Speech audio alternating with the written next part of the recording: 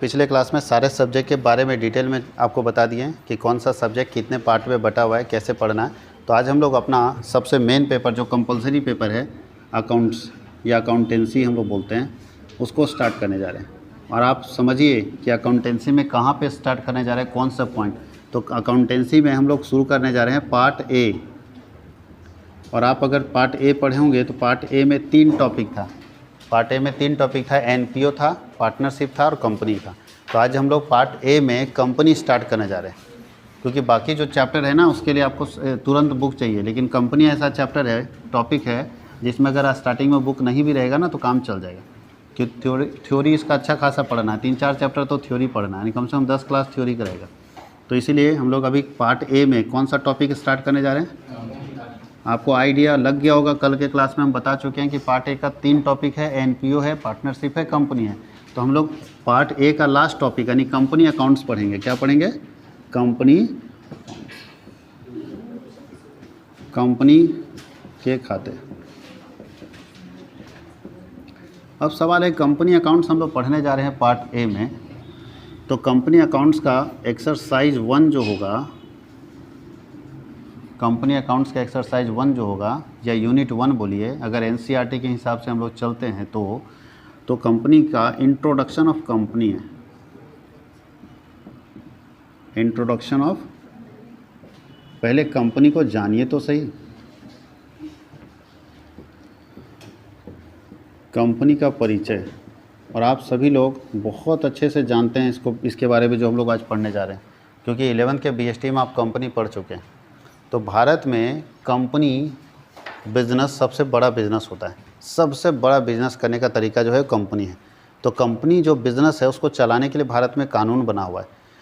कानून का नाम क्या है? सबसे पहले हम लोग देखेंगे कि भारत में कंपनी को या कंपनी बिज़नेस को चलाने के लिए कानून बना है, जिसका नाम है Indian companies act. Indian companies act 2013। क्या बना हुआ है? इंडियन कंपनीज एक्ट 2013, मतलब भारतीय कंपनी अधिनियम। भारतीय कंपनी अधिनियम 2013। अब भारतीय कंपनी अधिनियम 2013 अभी बना हुआ है, लेकिन इससे पहले कौन सा कंपनी अधिनियम था? 2013 से पहले क्या लगता है 2013 के बाद ही कंपनी बनना शुरू हुआ है? उससे पहले कंपनी भारत में नहीं था। टाटा कंपनी तो उससे पहले का है। तो इससे पहले ओल्ड पुराना वाला जो कंपनी एक्ट था 1956 था, याद रखिएगा। पुराना वाला कब पास हुआ था? 1956। यानी भारत में 1956 में पहली बार कंपनी अधिनियम बना, आज़ादी के बाद। आज़ादी के बाद पहली बार कब बना? 1956। अच्छा, सबसे पहले कब बना? तो 1850 में बना। सबसे पहले कब बना? 1850। सोचिए 1850 में कौन बनाया होगा? भारतीय लोग या अंग्रेज? अंग्रेज बनाया। तो हम लोग आज़ादी के पहले का बात नहीं कर रहे हैं। आज़ादी के बाद जो पहला कंपनी का कानून बना हमारे देश में 1956 में बना। कोई दिक्कत है? 1947 में आज़ाद हुए, 1956 में कंपनी का नया कानून बना, और उस कानून को बदल के 2013 में इस कानून को रद्द कर दिया गया और इसके जगह पे एक नया कानून बना दिया गया, जिसका नाम है भारतीय कंपनी अधिनियम 2013। तो हम लोगों को जो प्रोविज़न पढ़ना है पूरा, वो किसका प्रोविज़न पढ़ना है? 2013 कंपनी एक्ट का, यानी कंपनी अधिनियम 2013 हम लोगों को पूरा पढ़ना है। लेकिन याद रखना है कि इससे पहले कौन सा था? 1956। यानी जो पुरानी कंपनी है, जो इससे पहले बनी हुई कंपनी है, वो किस कानून से बनी है? 1956। अच्छा, कुछ कंपनी तो इससे पहले वाला कानून से बना है, जो अंग्रेजों के ज़माने का कानून था। अब टाटा कंपनी बोलता है 100 साल पुरानी कंपनी, तो 100 साल पुराना है तो इससे तो नहीं बना होगा। अगर इसे 100 साल लिखे तो 2056 में होगा। तो इसका मतलब है टाटा कंपनी अंग्रेज़ों के ज़माने में बनी हुई कंपनी है। अंग्रेज़ों के ज़माने में जब बनी है तो इस कानून से तो नहीं बनी होगी। तो इसीलिए पीछे वाले कानून से, तो बहुत सारी भारत की कंपनियां जो पीछे वाले कानून से, इससे पहले जो अंग्रेज़ों के कानून थे उससे बनी हुई कंपनी है। कोई दिक्कत है? लेकिन हम लोग आज़ादी के बाद का बात कर रहे हैं। तो आज़ादी के बाद पहला कानून कब बना था? 1956। और अभी कौन सा चल रहा है? 2013। अब यहाँ जो डेफिनेशन है, परिभाषा है कंपनी का, वो क्या होगा? तो क्या परिभाषा है कंपनी का? तो 3-4 डेफिनेशन है, हम सब लिख देते हैं और समझा देते हैं। पहले कानून का परिभाषा लिख देते हैं। बोलता है according to Indian companies act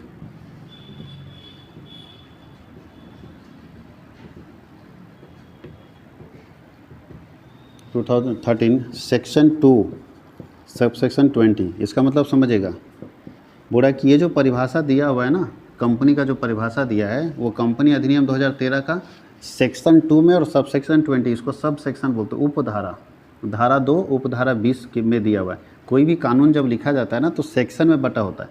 section मतलब धारा, समझते हैं ना, फिल्मों में देखोगे ये धारा के अंतर्गत सजा मिल रहा है, कानून धारा में लिखा होता है। तो इसका जो सेक्शन 2 है, SEC का मतलब सेक्शन लिखा हुआ है, जो सेक्शन 2 है, धारा 2 है ना, कंपनी का जो धारा 2 है वो परिभाषा का सेक्शन है। यानी जितना कंपनी का डेफिनेशन मिलेगा सब कहाँ मिलेगा, सेक्शन 2 में। सब कहाँ मिलेगा, सेक्शन 2 में। जैसे डायरेक्टर कौन है, परिभाषा होगा ना, डायरेक्टर कौन, कंफर्म कीजिएगा ना। कानूनी बिजनेस है तो हर चीज़ के बारे में डिफाइन किया होगा कि कौन डायरेक्टर हो सकता है, कौन डायरेक्टर नहीं हो सकता है, डायरेक्टर बनने की योग्यता क्या है, ठीक है, हर चीज़ को परिभाषित किया गया होगा कानून में। तो कहाँ पे परिभाषा मिलेगा, तो सारा परिभाषा आपको कहाँ मिलेगा, सेक्शन 2 में। आप गूगल में जाके नेट में चेक कर लो, गूगल में सेक्शन 2 ऑफ कंपनी एक्ट 2013, तो सबका परिभाषा मिल जाएगा। मालिक कौन होगा, कैसे शेयर होल्डर्स कैसे बनेगा, जो परिभाषा आपको चाहिए, प्राइवेट कंपनी किसको बोलते हैं, पब्लिक कंपनी, सब कौन सा सेक्शन में परिभाषा मिलेगा, 2। अब 2 में 1 2 3 करके पॉइंट दिया हुआ है, यानी 2 के अंदर, सेक्शन 2 के अंदर 1 2 3 4 करके पॉइंट दिया हुआ है सबका परिभाषा का। तो 2 में 20वें नंबर पर परिभाषा दिया है किसका, कंपनी का, यानी सेक्शन 2 में 20वां नंबर पर। सेक्शन 2 के अंदर भी है, सेक्शन 2 तो परिभाषा वाला सेक्शन है, उसमें पहला परिभाषा, दूसरा परिभाषा, तीसरा करके, तो कितना नंबर में इसका परिभाषा दिया हुआ है, 20वां नंबर में। उससे पहले और दूसरे चीज़ का परिभाषा दिया हुआ है, इसीलिए इसको बोल रहा है सेक्शन 2 सब सेक्शन 20। कोई दिक्कत है, यानी सेक्शन 2 और सब सेक्शन 20 में इसका परिभाषा दिया हुआ है। क्या बोलता है कंपनी का कानून, बोलता है company means and institution which is incorporated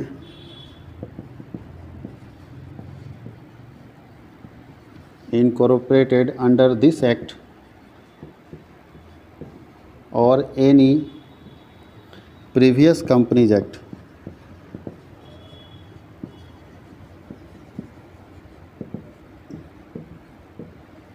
समझिएगा, कंपनी का अर्थ क्या है, कंपनी का अर्थ ऐसी संस्था से, लिख देते हैं,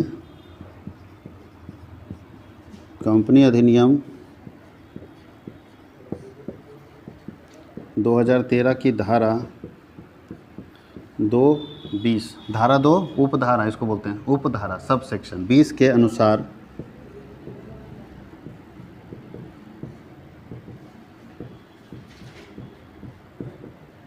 कंपनी का अर्थ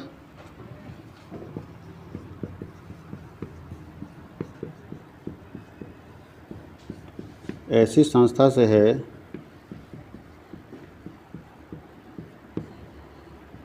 जो कंपनी अधिनियम 2013 या इससे पूर्व के किसी कंपनी अधिनियम से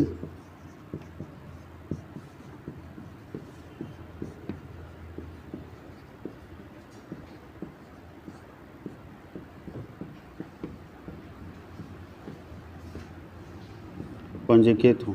इसके पूर्व के किसी कंपनी अधिनियम मतलब समझते हैं 1956 या इससे पहले। बोलता है कि कंपनी एक ऐसी संस्था है, ध्यान दीजिए, बहुत अच्छा लिखा है, कानूनी परिभाषा ज़्यादा लंबा नहीं लिखता है लेकिन सबको लपेट के लिखता है। आप कोई भी चीज़ को देखिए तो कंपनी का परिभाषा समझ में आ जाएगी। क्या लिखा है परिभाषा में, कि कंपनी वो संस्था है, वो ऑर्गेनाइजेशन है जो कंपनी अधिनियम 2013 या इससे पहले के किसी कंपनी के कानून से रजिस्टर्ड होगा। अगर हमारा ट्यूशन कॉमर्स वर्ल्ड हजारीबाग 2013 के कानून या इससे पहले वाले कंपनी के कानून से रजिस्ट्रेशन करा लेता है तो हमारा संस्था क्या बन जाएगा, कंपनी बन जाएगा। यानी कंपनी बनने के लिए बहुत लोगों के दिमाग में आता है कि कंपनी मतलब बड़ा बिल्डिंग, बड़ा फैक्ट्री, ऐसा कुछ नहीं है। कंपनी बनने के लिए आपको अपने बिजनेस को कंपनी अधिनियम 2013 या इससे पहले के कंपनी अधिनियम से पंजीकृत करना होगा। पंजीकृत का मतलब होता है रजिस्टर्ड करना होगा। यानी अगर आप चाहते हैं कि हमारा बिजनेस कंपनी बन जाए तो आपको कुछ नहीं करना है। अगर छोटा दुकान है उसको कंपनी बनाना चाहते हो तो कोई दिक्कत नहीं। क्या करना होगा, तो अपने दुकान का नाम पहले चुन लो, क्या नाम रखना चाहते हैं, उस नाम का रजिस्ट्रेशन जाके कहाँ से करा देना है, 2013 वाले कानून से करा दो तो कर से वो कंपनी बन जाएगा। बात समझ गए, कोई दिक्कत है। कंपनी बनने के लिए और कुछ नहीं। जैसे किसी को CBSE बोर्ड का स्टूडेंट बना है, क्या करना चाहिए उसके लिए, अपना रजिस्ट्रेशन CBSE से करा लो, CBSE बोर्ड के स्टूडेंट हो गए। भैया तुम जीवन भर इंग्लिश में पढ़ते आए हो, CBSE बोर्ड के, लेकिन रजिस्ट्रेशन जैक से हो गया तो तुम जैक बोर्ड के स्टूडेंट हो गए। तो सिंपल सा फंडा है कि आपका बिजनेस किससे रजिस्टर्ड है। अगर आपका बिजनेस पार्टनरशिप के कानून से रजिस्टर्ड है तो आपका बिजनेस क्या कहलाएगा, पार्टनरशिप।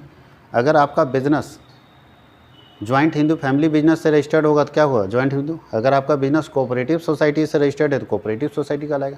उसी तरह से अगर आपका बिजनेस कंपनी से रजिस्टर्ड होगा तो वो संस्था क्या कहलाएगी, कंपनी। है तो सब बिजनेस ही, लेकिन रजिस्ट्रेशन किससे है उस पर डिपेंड करता है। तो बोलता है ऐसी संस्था, ऐसी कंपनी या ऐसा बिजनेस जो अपना रजिस्ट्रेशन 2013 के कंपनी कानून से या इससे पहले वाले किसी कंपनी कानून से रजिस्टर्ड होगा, वो कंपनी कहलाएगी। आसान परिभाषा है, आसानी से याद किया जा सकता है कि ऐसी संस्था जो कंपनी अधिनियम 2013 या इससे पहले के किसी कंपनी अधिनियम से रजिस्टर्ड होगी, पंजीकृत होगी, अपना रजिस्ट्रेशन कराएगी, वैसे बिजनेस को हम लोग क्या बोलते हैं, कंपनी। क्या लिखा है, an institution, company means an institution which is incorporated. Incorporated means registered, इनकॉर्पोरेटेड का मतलब था registered, registered under this act और any previous companies act is called company. एक और डेफिनेशन है, तो कानूनी था तो हम सीधा लिखना था। अच्छा, इसमें आप कट कॉपी पेस्ट नहीं कर सकते, जो लिखा है डिट्टो लिखना होगा, अपना दिमाग नहीं लगा सकते। क्यों नहीं लगा सकते, क्योंकि इसमें क्या लिखा गया अब कोई बच्चा लिख देगा सेक्शन 2 सब सेक्शन 20 और यहाँ अपना बात घुसा देगा, तो समझते हो क्या कर रहा हो, कानून ने बदल दिया पूरा। सेक्शन 2 लेके तुम अपना बात लिख रहे हो तो तुम तो कानून ने बदल दिया, पूरा कंपनी का कानून ने बदल दिया। इसका मतलब तुम ये बोलने जा रहे हो कि सर सेक्शन 2 में ये बात लिखा हुआ है, बात समझ गए। इसका मतलब है कि आप गलत हो जाएंगे। सेक्शन 2 अगर अपना मन से लिखना है तो मत लिखो, नहीं सब सेक्शन उसन लिख दो कहानी। तुम्हारा बोलोगे मेरे विचार से कंपनी ये है, तो तुम्हारे विचार से कुछ भी हो सकता है, लेकिन तुम सेक्शन लिख दिए हो कि सर मेरे हिसाब से कानून में ये लिखा हुआ है, तो कोई भी चैलेंज कर देगा कि दिखाओ तो कहाँ लिखा हुआ है, तो टीचर मार्क्स काट देंगे। तो अगर नहीं आता है सेक्शन ना लिखें, बाकी अपनी मर्जी जो मन करता है, सर हम इसको कंपनी मानते हैं, तो तुम जिसको मानते हो मानो, कोई दिक्कत नहीं, सेक्शन नहीं लिखना। और सेक्शन अगर आपने लिख दिया तो आपको टू दी पॉइंट जो एग्जैक्ट चीज़ है जो कानून में परिभाषा है वही आपको लिखना पड़ेगा। देखिए अगला वाला में हम सेक्शन नहीं लिखेंगे, अपने मन से लिख देंगे, कुछ भी लिखा जा सकता है, कुछ भी मतलब कुछ भी नहीं। अब बताओ, और बताओ कंपनी क्या है। बोलता है company is an artificial person, artificial person created by law having separate legal entity, having separate legal entity and common seal। कोई दिक्कत है। बोलता है कंपनी एक आर्टिफिशियल पर्सन है जो अपने पास सेपरेट लीगल एंटिटी रहता है और साव मुद्रा रखता है। बोलता है कंपनी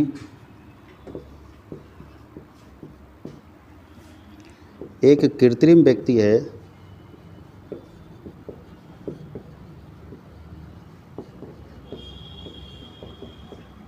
जो कानून द्वारा निर्मित है। निर्मित मतलब समझते हैं, बनाई जाती है, जिसकी अपनी सार्वमुद्रा होती है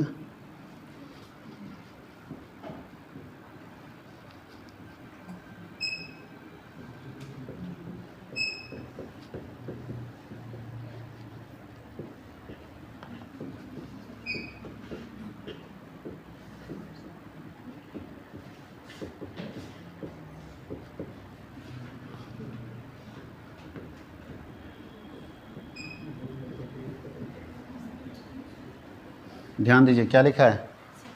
कंपनी एक आर्टिफिशियल पर्सन, आर्टिफिशियल मतलब समझते हैं मानव निर्मित। कंपनी क्या है, मानव निर्मित। कंपनी का निर्माण अपने आप हो जाता है, कोई ज़मीन फट के तो निकलता नहीं, कोई ना कोई इंसान बनाता होगा। कैसे बनाता है, कानून से बनाता है। लिखा हुआ देखिए, company is an artificial person created by law, वो जो कानून से बनता है। यानी ऐसा आर्टिफिशियल पर्सन जिसको एक व्यक्ति, अगर हम निर्मित करना चाहते हैं कंपनी, बनाना चाहते हैं कंपनी, तो कैसे बनाएंगे, तो कानून के सहारे बनाएंगे। कंपनी अधिनियम में जाके उसको एक रजिस्टर्ड करा लेंगे। और आगे क्या लिखा है, हैविंग सेपरेट लीगल एंटिटी, जिसका सेपरेट लीगल एंटिटी होता है। सेपरेट लीगल एंटिटी का मतलब है कि कंपनी अलग और उसका मालिक अलग। ये पहले से पढ़ रहे हैं फर्स्ट ईयर से ही कि बिजनेस में सेपरेट लीगल एंटिटी होना चाहिए। यानी अंबानी अलग है, रिलायंस अलग है। आज अगर आप कोई रिलायंस का प्रोडक्ट खरीदते हैं और सामान ख़राब अगर आपके पास आ जाता है तो केस रिलायंस पर होगा या अंबानी पर होगा। कंपनी अलग, मालिक अलग। कंपनी में हमेशा सेपरेट लीगल एंटिटी होता है। तो बोलता है एक सेपरेट लीगल एंटिटी होगा और उसका कॉमन सील होगा। कॉमन सील क्या होता है, अच्छा हम लोग साइन करते हैं, कंपनी साइन करेगी, कंपनी का हाथ होता है, तो कंपनी के पास क्या रहता है, मुहर। आपका स्कूल कॉलेज साइन किया था, जब आप अभी स्कूल से निकले थे सर्टिफिकेट लेके, तो साइन कॉलेज या स्कूल किया था? नहीं, ठप्पा लगाया था। साइन तो प्रिंसिपल की, और ध्यान दीजिए प्रिंसिपल के साइन से कोई मतलब नहीं है। ठप्पा नहीं रहेगा तो वैल्यू नहीं देगा, मुहर चाहिए। बस ये वो साइन इसलिए किए क्योंकि वो एक व्यक्ति को, बताओ कंपनी अपने आप में नहीं ना चलेगा, तो उसको चलाने के लिए एक व्यक्ति को हम अपॉइंट कर रखे थे, और जो व्यक्ति उस समय मेरे स्कूल में हेड होंगे वो उस पर साइन किए होंगे। लेकिन ठप्पा सबसे पहले लगा होगा, बिना मुहर का वो साइन नहीं करेंगे, मुहर पहले लगेगा फिर साइन करेंगे, इसलिए कि हम ऑथराइज्ड पर्सन हैं अभी इस ऑर्गेनाइजेशन को चलाने के लिए। तो ये चीज़ ध्यान दीजिएगा, क्या क्या चाहिए। पहला कंपनी क्या है? Artificial person. ये फीचर्स में लिखेंगे, जब विशेषता लिखेंगे कंपनी का तो ये सब लिखेंगे। कंपनी क्या है सारे बच्चे बताओ? आर्टिफिशियल पर्सन है। कैसे बनता है? कानून से बनता है। इसका एंटिटी क्या होता है? सेपरेट होता है। और इसमें क्या होता है? Common seal. कॉमन सील मतलब स्टाम्प, मुहर। बिना मुहर का कंपनी काम ही नहीं करती। जैसे आपका स्कूल बिना मुहर का काम नहीं करता, स्कूल के पास भी अपना कॉमन सील होना चाहिए। ठीक है, स्कूल हो कॉलेज हो सबके पास कॉमन सील होना चाहिए। अगर कॉमन सील नहीं रहेगा, मुहर नहीं रहेगा तो कोई वैल्यू नहीं। आप उतना छोड़ दिए, कॉमर्स वर्ड का अगर ठप्पा नहीं लगा रहेगा आपके आई कार्ड में तो कोई वैल्यू नहीं। मुहर नहीं का मतलब आपका आई कार्ड वैलिड नहीं। तो मुहर नेसेसरी है, बिना मुहर का कोई भी आदमी आई कार्ड बना के लेके आएगा तो हम उसको नहीं मानेंगे। बात समझ गए? तो इसलिए कॉमन सील होना चाहिए, मुहर ज़रूरी है। अब हम लोग लिखते हैं फीचर्स ऑफ अ कंपनी। एक कंपनी में क्या क्या मुख्य विशेषताएं होनी चाहिए। कैसे हम पहचानेंगे कि कोई बिजनेस जो है वो कंपनी है। Features of a company, company की विशेषता, कंपनी की विशेषताएं। चलिए पहला फीचर्स बताइए। तो याद रखिए कंपनी क्या है? आर्टिफिशियल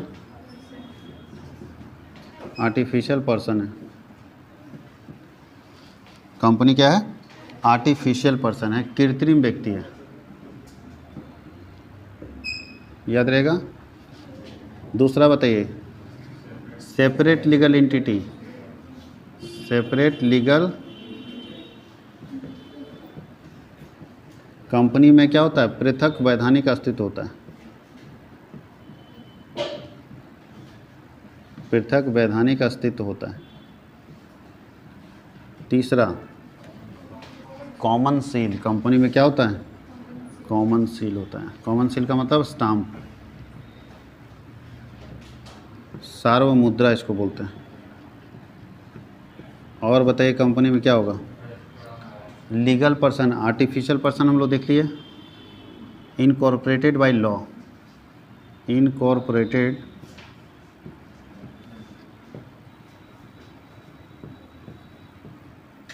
कानून द्वारा निर्मित, कानून द्वारा निर्मित। और बताइए और कंपनी में क्या क्या लिख सकते हैं? तो ध्यान दीजिएगा कंपनी का लायबिलिटी जो होता है ना, लिमिटेड होता है।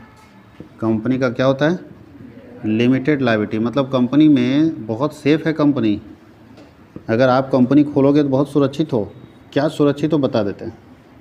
अगर हम कंपनी खोले और 5 करोड़ रुपया मार्केट से उधार ले लिया, ठीक है, और बिज़नेस चलाए अपना, अगर बिज़नेस लॉस में चला गया और हम 5 करोड़ नहीं चुका पा रहे बैंक को, ये स्थिति में हम पहुंच गए, इस स्थिति में कि हम 5 करोड़ नहीं चुका सकते, नहीं दे सकते, तो क्या मेरे घर की प्रॉपर्टी बिक जाएगी?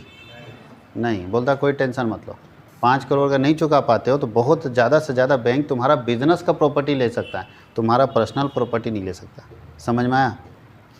समझ में आया? ये प्लस पॉइंट है यार, कि बिज़नेस का प्रॉपर्टी लेगा, ले लो, जाओ, बिज़नेस ख़त्म हो। अब बोलो लॉस होगा तो समझेगा बैंक, लेकिन मेरा पर्सनल प्रॉपर्टी कोई टच नहीं कर सकता। यही प्लस पॉइंट है, यही बेनिफिट है, यही फ़ायदा है। इसलिए लिमिटेड लायबिलिटी होता है। नहीं, एक लिमिट तक हम पैसा देंगे, उसके बाद नहीं। आज विजय माल्या क्या ऐसा कर रहा है, जानता है कि मेरा किंग फिशर बर्बाद हो गया, तो जाओ किंग फिशर का प्रॉपर्टी लो, हमारा पर्सनल प्रॉपर्टी नहीं ले सकता। कंपनी में यही फ़ायदा है। इसलिए लोग कंपनी खोलता है ना तो लोन आराम से उठा लेता है, जानता है कि लोन अगर नहीं चुका पाएंगे तो जाएगा कंपनी, मेरा तो पहला पर्सनल प्रॉपर्टी नहीं जाएगा। लेकिन अगर पार्टनरशिप बिजनेस आप खोले और ऐसा हुआ कि आप मार्केट से लोन ले लिए और लोन नहीं चुका पाएँ, तो क्या लगता है खाली बिजनेस वाला जाएगा कि तुम्हारा घर वाला भी जाएगा? घर वाला भी बेच के पैसा वसूल करेगा। यही है पार्टनरशिप में नुकसान, क्योंकि पार्टनरशिप का लायबिलिटी क्या होता है? अनलिमिटेड होता है। यहाँ पे क्या है? लिमिटेड। एक लिमिट तक पैसा देंगे, उसके बाद पैसा नहीं देंगे, तुम्हारा डूबे चाहे नहीं डूबे। तो एक प्लस पॉइंट है कि कंपनी का जो लायबिलिटी है वो लिमिटेड होता है। अच्छा, कंपनी में मेंबर मतलब मालिक और मैनेजमेंट एक ही होता है या अलग अलग होता है? जैसे सोल ट्रेड में देखो, हम ही नौकर हैं, हम ही मालिक है, सब हम ही हैं। पार्टनरशिप में भी जो मालिक है ना, पार्टनर, वही लोग चलाता भी बिजनेस को, यानी हम 4 पार्टनर हैं तो चारों चलाएंगे। लेकिन कंपनी में क्या होता है, दोनों अलग अलग होगा कि एक होगा? अलग अलग होगा। इसका मतलब मैनेजमेंट और ऑनर दोनों अलग अलग होगा।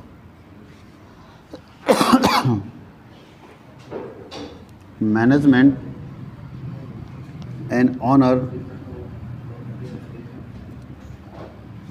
Both are different.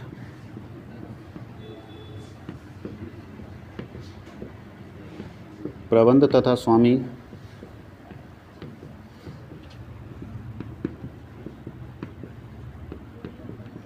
दोनों अलग अलग होता है। मैनेजमेंट और जो ऑनर है वो दोनों क्या है, अलग अलग है। मैनेजमेंट अलग होता है और ऑनर अलग होता है। मतलब यहाँ सिंपल है, इस जगह पे कहीं भी देखिएगा कंपनी जो चला रहा होगा ना, उसका मालिक कभी बिजनेस नहीं चलाएगा, मालिक अलग होगा और बिजनेस चलाने वाला अलग होगा। जबकि पार्टनरशिप में आप ऐसा नहीं देखेंगे, पार्टनर मालिक है और पार्टनर चला रहा है। और सोल ट्रेड में तो और नहीं देखेंगे, बेचारा नौकर मालिक सब अकेले, जैसे हम लोग के साथ देखो सब अकेले, हम ही चला रहे हैं, सब कुछ हम कर रहे हैं। लेकिन कंपनी के केस में ऐसा नहीं होगा। अगर कंपनी है और हम मालिक हैं तो हम कभी बिजनेस नहीं चलाएंगे। चलाएगा कौन? मैनेजमेंट। बिजनेस चलाता है मैनेजमेंट और पैसा कौन लगाता है? ऑनर। दोनों अलग अलग व्यक्ति होता है। तो ये है फीचर्स ऑफ कंपनी कि कंपनी को हम कैसे पहचानेंगे कि कंपनी एक संस्था है, तो क्या क्या कंपनी के अंदर विशेषताएं होनी चाहिए वो आपके पास यहाँ लिखा। अच्छा, कंपनी का लाइफ क्या होता है? सीमित होता है, मतलब कम होता है या बहुत ज़्यादा होता है? कंपनी का लाइफ क्या होता है बताइए? इसको बोलते हैं परपेचुअल सक्सेशन। परपेचुअल सक्सेशन वहाँ वर्ड यूज़ होता है, इसका मतलब होता है असीमित जीवन। कंपनी का लाइफ बहुत लंबे समय तक, कंपनी मरता नहीं है। बताइए, कंपनी को अगर बम लगा के उड़ा दें तो कंपनी ख़त्म हो जाएगी? नहीं। कंपनी का बिल्डिंग ख़त्म हुआ, कंपनी कहाँ? कंपनी तो पेपर में बना हुआ चीज़ है। उसको ख़त्म करने के लिए क्या करना होगा? कोर्ट में जाके उसको बंद कराना पड़ेगा। कंपनी का बिल्डिंग ख़त्म कर दो, मशीन ख़त्म करो, सब ख़त्म, पेपर में ना कंपनी बनाए जी। जो रजिस्ट्रेशन कराए पेपर में। अब बताइए, कोई बच्चा को कुछ भी कर दीजिए, उसका रजिस्ट्रेशन अगर किसी बोर्ड में हो गया तो वो रजिस्ट्रेशन स्लिप ना उसका सबसे मेन है, वो कभी भी नहीं ख़त्म हो सकता। इसलिए बोलता है कंपनी कभी मरती नहीं है। इसके जो सदस्य होते हैं ना, जो मेंबर, वो जन्म लेते हैं, सदस्य बनते हैं, मर जाते हैं, फिर नया सदस्य आता है, मर जाता है। नहीं, कंपनी में सदस्य बदलते रहते हैं, हमेशा बदलते रहता है। एक आदमी सदस्य नहीं हो सकता। एक बार आया कोई, हो सकता है जब कंपनी टाटा बना होगा तो शुरू में कोई और आदमी सदस्य होगा, इक्विटी शेयर वो खरीदा होगा, और वो आदमी मरने से पहले बेच दिया अपना इक्विटी शेयर, तो कोई और खरीद लिया, कोई वो मरने से पहले बेचे। तो हर आदमी इसमें बदलता रहता है, इसमें कंपनी में सदस्य बदलते रहते हैं, लेकिन कंपनी नहीं मरती। तो कंपनी का लाइफ क्या होता है? हाँ, लॉन्ग लाइफ होता है। इसको परपेचुअल सक्सेशन बोलता है, तो वो नहीं समझ पाओगे परपेचुअल सक्सेशन, इसलिए हम उसको आसान भाषा में लिख दे रहे हैं लॉन्ग लाइफ, लंबा जीवन, यानी अस्थायी जीवन होता है। कंपनी का लाइफ क्या होता है? बहुत लंबा होता है, परपेचुअल सक्सेशन होता है। कोई दिक्कत है? लंबा लाइफ होता है, कंपनी बहुत समय तक चलती है। यानी किसी बम लगाने से और कुछ करने से कंपनी बंद होने वाली नहीं है। कंपनी को बंद करने के लिए क्या करना होगा? कोर्ट में जाके कंपनी को डिसॉल्व करना होगा, तभी एक कंपनी बंद हो सकती है। आखिर उसके अलावा दूसरा कोई कंडीशन में कंपनी बंद नहीं हो सकती। इसको लिखिए, फिर हम लोग अगले क्लास में देखेंगे।